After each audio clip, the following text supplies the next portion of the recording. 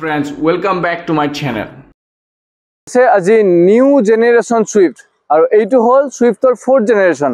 আগৰ জেনাৰেশন কেটা খুবই ভাল আছিল, মানুহৰ আগত বহুত পপুলাৰ আছিল আৰু এইবাৰ আহিছে 4th generation Swift. 4th generation সুইফটখন কেনেকুৱা লাগে, কি নিউ আছে এইবিলাক আমি চাওঁ আহক।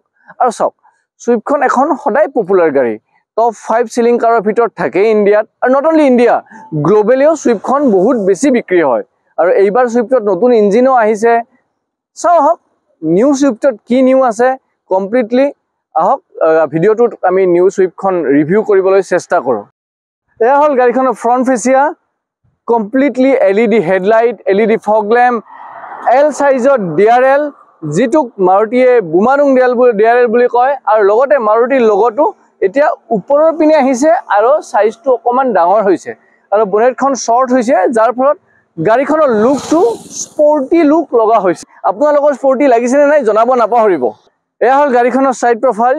সাইড প্ৰফাইলটো 3rd জেনাৰেশনৰ নিচিনাই হয়, খালি এলয় হুইলৰ ষ্টাইলটো চেঞ্জ কৰা হৈছে, বাকি অলমোষ্ট সেমে হৈছে। আৰু যেটো পিছপিনৰ দুৱাৰ খোলা দুৱাৰ এইটো ইয়াত দিছে, আগতে ইয়াতে আছিল, বাকি অলমোষ্ট সাইডটো সেম হয়।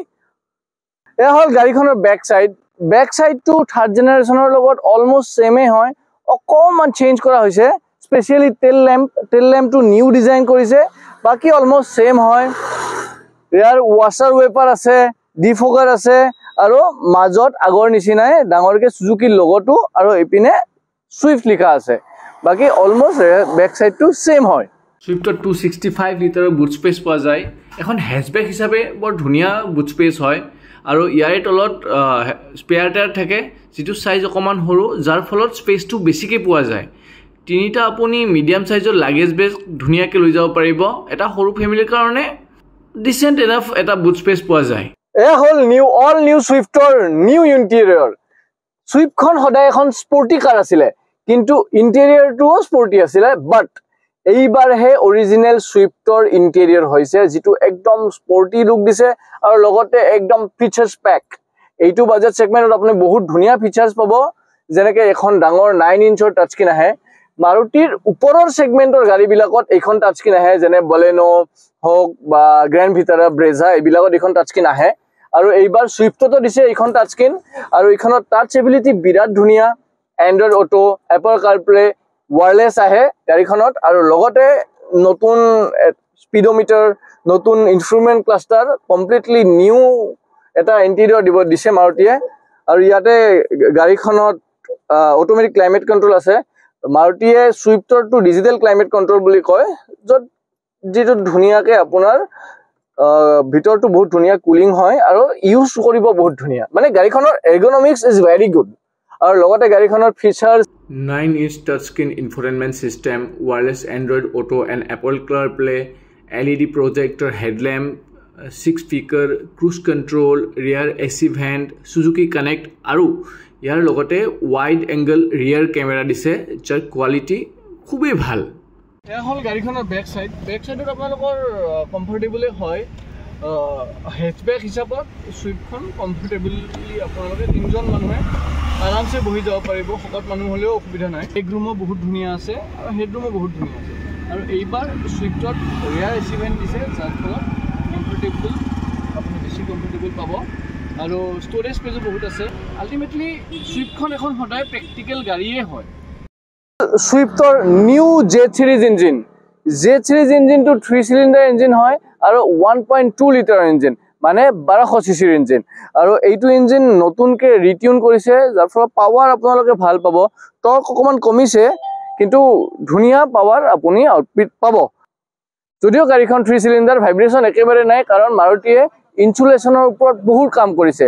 ইনচুলেশ্যন বহুত ভাল, সেইকাৰণে নো ভাইব্ৰেশ্যন, নো চাউণ্ড, আৰু টায়াৰ নইজো বেছি নাহে। এইটো ইঞ্জিনৰ পাৱাৰ আউটপুট হ'ল 80 bhp আৰু 112 Nm টৰ্ক, আৰু ট্ৰান্সমিশ্যন মেনুৱেল আৰু AMT দুইটাতে পাব। আজি আমি চলাই আছো 4th generation Swift. 4th generation সুইফটখন মই আজিৰ দিনটো চলালো আৰু আগতেও চলাইছো। চলাই কিনে এটা অৱস্থা ডিফাৰেঞ্চ আহিছে কি, এই নিউ ইঞ্জিনটো, জেড সিৰিজ ইঞ্জিনটো চলাবলৈ ভাল, বহুত স্মুথ হয়। আৰু যেতিয়া আপুনি হাইৱেত ৰেপ কৰিব, ধুনীয়া এটা পাৱাৰ ফিল কৰে পাৱাৰ পাব আৰু চিটিৰ কাৰণেও বেয়া নহয় আগৰ ইঞ্জিনটোত কৰি অকমান বেলেগ হৈছে যে আগৰ ইঞ্জিনটোত কৰি আপুনি মাইলেজ বেছি পাব আৰু যেতিয়া হাইৱে ড্ৰাইভ কৰিব বেছি পাৱাৰ ফিল হ'ব কিন্তু আপোনাৰ ইনষ্টেণ্ট যিটো পিকআপ ৰাবাৰ বেণ্ড ইফেক্ট বুলি যি কয় সেইটো অকমান কমিছে কাৰণ এখন 3 সিলিণ্ডাৰ ইঞ্জিন 3 সিলিণ্ডাৰ ইঞ্জিন হলেও এনেই এইটো সেগমেন্টত যিমান 3 সিলিণ্ডাৰ গাড়ী আছে সেই গাড়ীত কৰি অকমান পাৱাৰটো ভাল পাব বিকজ সিলিণ্ডাৰ গিটাৰ সাইজ অকমান ডাঙৰ সেইকাৰণে পাৱাৰ সাপ্লাইটো 4 সিলিণ্ডাৰৰ সমানে আহে প্ৰায় সো গাড়ীখনৰ ইঞ্জিন ওয়াইজ চলাই খুবই ভাল লাগিছে স্মুথ হয় গিয়াৰ শিফটিং চেঞ্জ হোৱা নাই আগৰ গিয়াৰ বক্সটো ইউজ কৰিছে আৰু সুজুকিৰ এইটো গিয়াৰ বক্স খুবই ভাল হয় আপোনাৰ অটোমেটিকৰ কোনো প্ৰয়োজনে নাই কাৰণ ক্লাছ ট্ৰেভেল বহুত কম সো চলাই খুবই ভাল লাগে সিটি হক হাইৱে হক লং জাৰ্নি হক আপোনাৰ কেতিয়াও ভাগৰ নালাগে আৰু আপুনি আৰামছে স্মুথলি গাড়ীখন চলাই থাকিব পাৰিব আৰু লগতে এতিয়া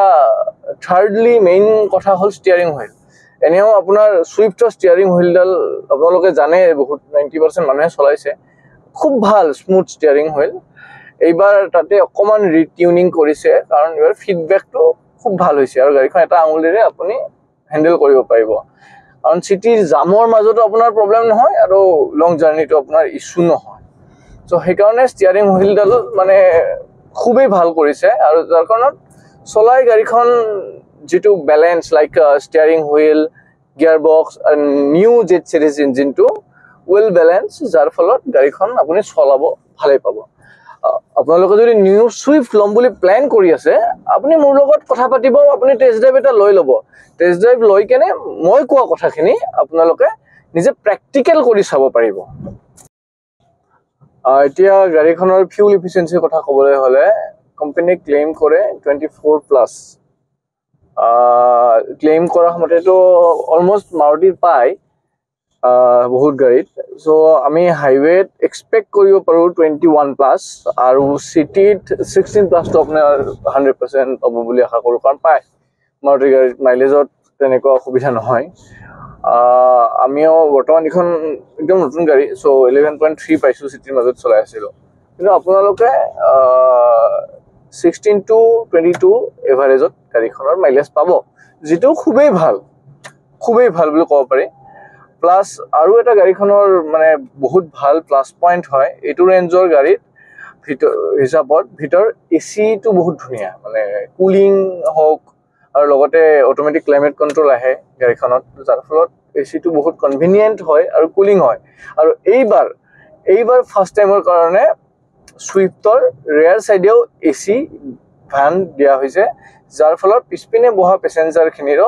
বহুতখিনি সুবিধা হয় আজি আমি 4th জেনাৰেশন মাৰুতি সুজুকিখন চলাই চালো আপোনালোকক কেনেকুৱা লাগিল কি ফিচাৰ্স আছে গাড়ীখনৰ বিষয়ে ডিটেইল ক'ব চেষ্টা কৰিছো সো এটা ভিডিঅ'ত গাড়ী এখনৰ বিষয়ে ডিটেইল কোৱাটো পসিবল নহয় আপোনালোকে যদি সুইফটৰ বিষয়ে ডিটেইল জানিব বিচাৰে মোক ফোন কৰিব পাৰে মোৰ নম্বৰটো ইয়াত দিয়া আছে আৰু অন্য গাড়ীৰ বিষয়ে জানিলেও আপুনি মোক ফোন কৰিব পাৰে ফোন কৰিলে মই ডিটেইল বুজাই দিম আৰু টেস্ট ড্ৰাইভ ল'ব পাৰিব আৰু যদি আপোনালোকে মাৰুতি সুজুকিৰ গাড়ী ল'ব বিচাৰে মোক ফোন কৰক মই গাড়ী আপোনালোকক প্ৰভাইড কৰিম আৰু এটা স্পেশাল ডিসকাউন্ট দিবৰ কাৰণে মই চেষ্টা কৰিম আৰু যদি আপোনালোকে ভিডিঅ'টো ভাল পাইছে প্লিজ লাইক কৰিব আৰু শ্বেয়াৰ কৰিব নাপাহৰিব থ্যাংক ইউ